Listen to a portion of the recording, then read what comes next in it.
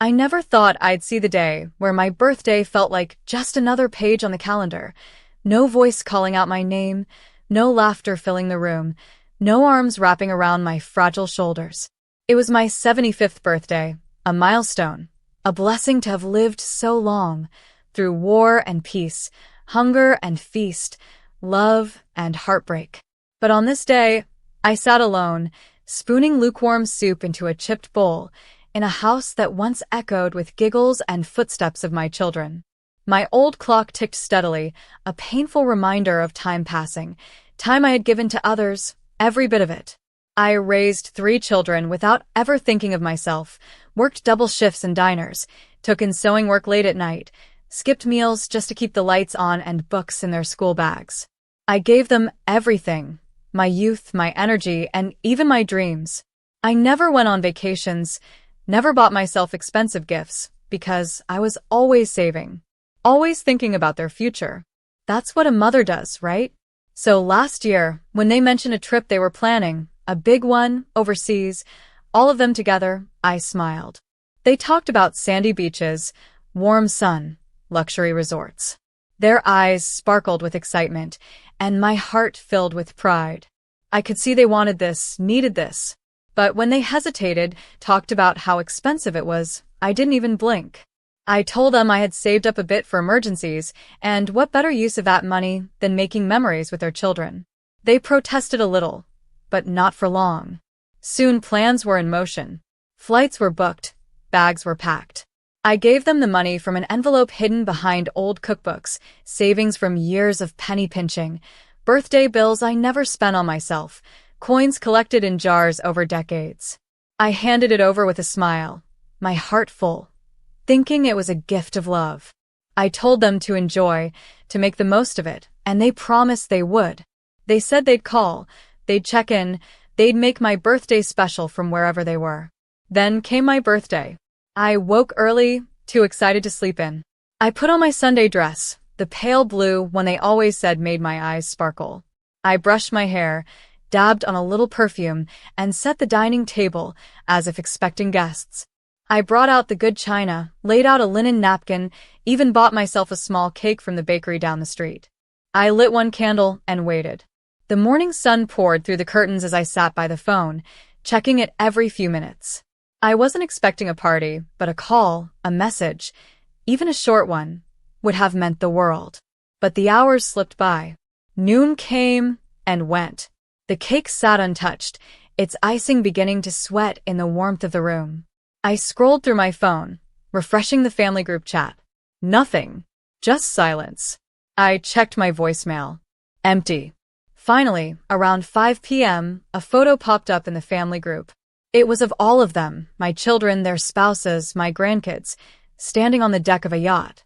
The sun was setting behind them, golden light catching their smiles. They looked beautiful, carefree, living the moment. But there was no caption. No, wish you were here. No, happy birthday, Mom. Not even an emoji. Just the photo. I stared at it for minutes, my heart pounding. I thought maybe they'd follow up with a message. But they didn't. That was it. I stared at the candle on the cake, now just a stub of wax. Slowly, I lit it again. The flame trembled, and so did I. I sang, "Happy Birthday," softly to myself, my voice cracking with emotion. I closed my eyes and made a wish, not for riches, not for health, not even for more time. I just wished to feel remembered, seen, loved. I cut a small slice, the knife dragging through the sponge slowly, and took a bite. It was sweet, but the tears that ran down my cheeks turned it bitter. I wasn't angry. I wasn't even shocked. But I was hurt in a way I couldn't put into words. This wasn't just a forgotten birthday. It was a symbol of something deeper, the slow fading of my place in their lives. The house felt heavier than usual. Every creak in the floorboards reminded me of a time when it was alive with sound. Children arguing over the remote, laughter spilling from the kitchen, the smell of my Sunday roast wafting through the hall. Now, there was only silence, broken by the distant hum of the fridge and the occasional sigh that escaped my lips. I looked around at the framed photos on the wall, my children as toddlers, their school pictures, our family vacation at the lake when they were still young. I had built their world from scratch. Now I was just a footnote in their story. And as I sat there, a woman nearing the end of her life, I wondered if they even knew what they had forgotten. Not just a birthday, but the heart that had once beat for them with every breath. The hands that had soothed fevers, folded laundry, clapped at school plays, and packed lunches every morning without fail. The heart that had put their happiness above everything else. They didn't mean harm. I know that. But sometimes, harm doesn't come with intention. It comes with neglect. With forgetting the small things that matter to someone who has given you everything. The night crept in quietly, wrapping my little house in soft, familiar shadows.